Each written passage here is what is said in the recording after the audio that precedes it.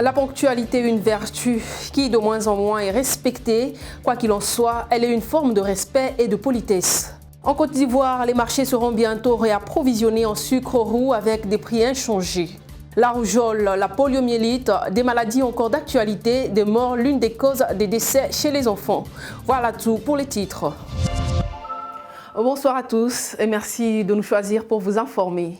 La ponctualité est une vertu qui de moins en moins est respectée dans l'administration en passant par le service public et bien d'autres. Les Ivoiriens ont du mal à être ponctuels. Denis Koumon nous en parle.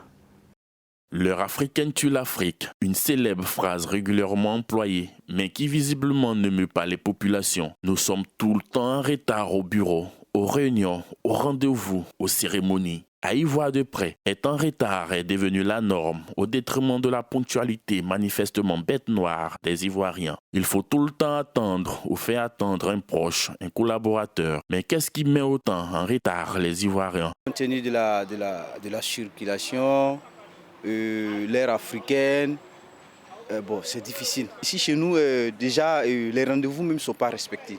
Tu donnes un rendez-vous à une personne à 8 heures, il va s'amener à 10 heures. Ça, c'est devenu le quotidien des Africains, sinon les Ivoiriens. Donc la ponctualité en Côte d'Ivoire, sincèrement dit, selon moi, ce n'est pas le cas. L'on trouve toujours des raisons pour justifier notre manque de ponctualité, des ajustements qui ne sont pas sans conséquences pour notre société. Au fur et à mesure qu'on continue, mon papa va en retard, mon grand frère va en retard. Donc moi, je vais dans cette optique-là. Puisqu'il va en retard, on ne lui fait rien. Donc moi, je me lève tard et puis je vais. Et puis bon, ça va forcément que ça va avoir un impact. Puisqu'on a été imprégné de ce fait. On a hérité ça des supérieurs, des grands frères, des aînés. Donc ça continue. Si nous, on ne change pas de cette mentalité, je pense que les enfants, les petits qui vont venir vont suivre également ces mêmes fléaux-là. On soit responsable. Assumer nos engagements. Quand un monsieur te dit, tu donnes ta parole que je serai là à 10 heures, il faut faire un effort pour être là à 10 heures. Là, ça va permettre à chacun d'entre nous d'aménager son programme au fait. Parce qu'il y a des gens qui se sacrifient au fait. Aujourd'hui, circuler à Abidjan n'est pas chose aisée. Des bouchons n'en point finir sont le lot quotidien de nombreux usagers. Des réalités qu'il faut prendre en compte. Au-delà des slogans, l'éducation de masse sur la ponctualité doit se faire pour que l'heure africaine soit bannie de nos habitudes. Sensibilisation sur le genre, on en parle. Une cinquantaine d'acteurs de radio privées non commerciales participent depuis hier à Yamoussoukro à une formation initiée par le Fonds de soutien et de développement de la presse FSDP sur le journalisme sensible au genre. Il s'agit de renforcer les capacités de participants sur la notion du genre pour la production du contenu sensible au genre. Pour parler alimentation, vous le savez, la Côte d'Ivoire fait face depuis quelques semaines à une pénurie de sucre roux. Le 20 octobre dernier, l'Association ivoirienne des sucres a annoncé un réapprovisionnement du marché avant la fin du mois d'octobre avec des prix de vente inchangés. À quelques jours du mois de novembre, qu'en est-il vraiment? On fait le compte avec Karel Octave. Alors que la consommation de sucre en Côte d'Ivoire est en pleine explosion, voilà que le pays fait face depuis quelques semaines à une pénurie de sucre roux. Pourtant, en janvier 2020, le gouvernement ivoirien a décidé d'interdire l'importation du sucre dans le pays pour une durée de 5 ans afin de protéger temporairement l'industrie sucrière locale et lui permettre d'investir et d'améliorer sa compétitivité. Tout ceci pour justement pouvoir assurer l'autosuffisance du pays pour la denrée. De plus, nos deux industries du sucre, Sucrivoire et Sucaf Côte d'Ivoire, ont signé le 1er mai dernier des contrats avec le gouvernement sur la période 2021-2025 en vue de renforcer le secteur sucrier avec un investissement de 151 milliards de francs CFA.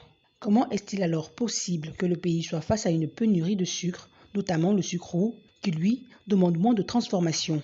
Est-ce une stratégie de commercialisation? Le pays serait-il face à un manque de plantation de canne à sucre? Ou est-ce alors la stratégie mise en place par l'État pour atteindre l'autosuffisance qui est inefficace? Pour comprendre cette situation, le ministère du Commerce et de l'Industrie, en liaison avec le Conseil national de lutte contre la vie chère, a rencontré les industries du sucre le 20 octobre dernier.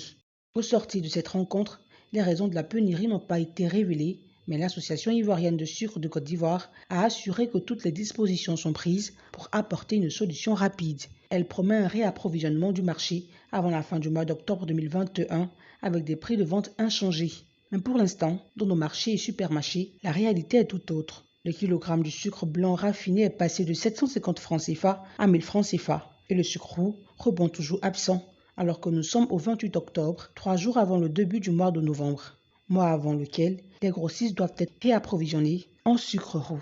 Dans la sécurité routière, la Fondation Prudence, organe d'investissement communautaire de Prudential en Asie et en Afrique, en collaboration avec la Fondation Didier Drogba, a initié un meet-up avec les blogueurs de Côte d'Ivoire le mardi à Abidjan à Cocody, une rencontre d'échanges fructueuse qui permettra aux différents partenaires et acteurs d'œuvrer pour une véritable prise de conscience de la population et la sensibiliser sur les dangers auxquels elle s'expose en cas de non-respect aux règles de la sécurité routière. Travailler à faire de la Côte d'Ivoire le hub de l'Afrique de l'Ouest en matière de digital est le seul objectif du ministre de l'économie numérique, des télécommunications et de l'innovation. Une stratégie a été mise en place pour y parvenir, stratégie qui vise à faire des technologies numériques le moteur de la transformation structurelle de l'économie nationale et de faire de la Côte d'Ivoire un pays majeur en termes d'innovation. Ces activités se dérouleront du 11 au 12 novembre prochain. À présent, parlons santé. La rougeole, la poliomyélite, des maladies encore d'actualité, demeurent l'une des causes des décès chez les enfants. Les vaccins des enfants sont-ils respectés? Les parents sont-ils conscients de l'importance du vaccin? Le reportage de Christian Gokra. Il s'agit de donner aux enfants un minimum de protection afin qu'ils puissent grandir normalement et avoir une vie épanouie. En Côte d'Ivoire, des enfants meurent tous les jours de diarrhée, de rougeole, de diphtérie ou de tuberculose. Des maladies et surtout des morts qui sont pourtant évitables. Dès que l'enfant naît, il a des vaccins qu'il doit faire. Il a le vaccin de BCG, il a le DT à 1 mois et demi, à 2 mois et demi et à 3 mois et demi. Il y a le vaccin de 9 mois.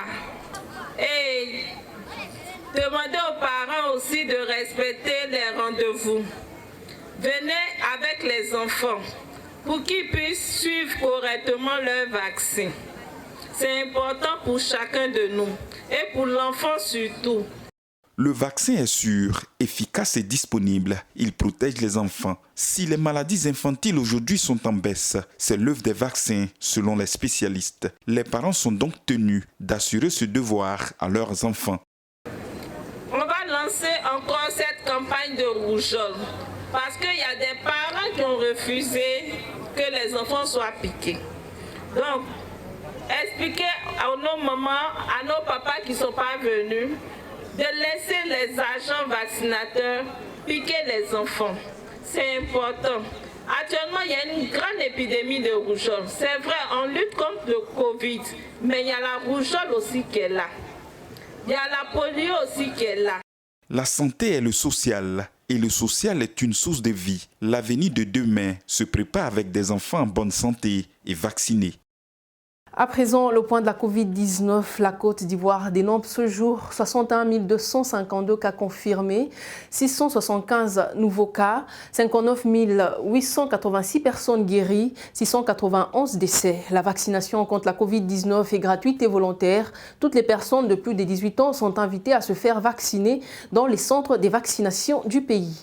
La reprise des travaux du projet d'interconnexion électrique entre la Côte d'Ivoire, le Libéria, la Sierra Leone a été annoncée hier à l'ouverture de la 16e réunion des comités consultatifs des régulateurs et des opérateurs organisée par l'autorité régionale des régulations de l'électricité de l'espace CEDEAO.